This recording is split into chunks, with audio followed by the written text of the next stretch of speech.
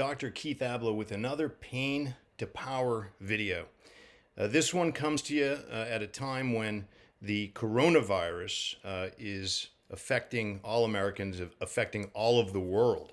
And a big component of the way it's affecting people isn't just the infection, it's the infectious anxiety that it can cause in people's lives. And I want to tell you, one of the reasons that happens is that people project forward.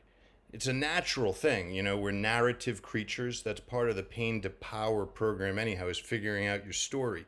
And we're narrative creatures. We think in terms of what's the next page going to look like in the next chapter. And that's a great gift because you can plan for the future. But it can also cause a tremendous amount of anxiety that is tough to exit from as you contemplate, well, what's going to happen?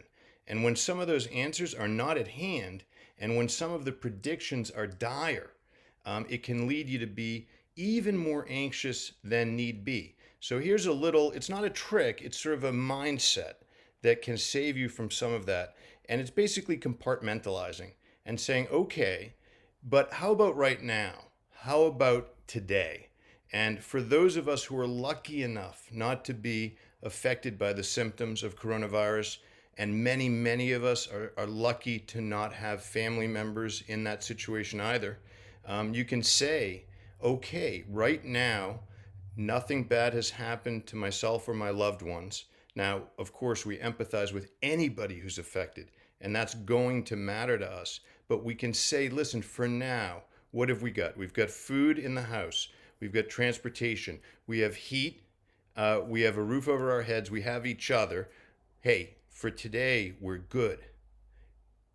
Today's a long time too, and you can sort of bring your nerves down a bit by saying, all right, I'm not going to catastrophize about tomorrow and the next day and 2 weeks from now and try to second guess what's going to happen, because you know what? We don't know. And to burn up a lot of mental energy on worst case scenarios may turn out to be frivolous. It's frivolous anyhow, because why spend the energy now when you need a break from that? You can compartmentalize and say, yeah, but how about right now? Well, right now we're going to watch this movie, let's say, for 2 hours as a family. Okay, we're good. We're okay for now.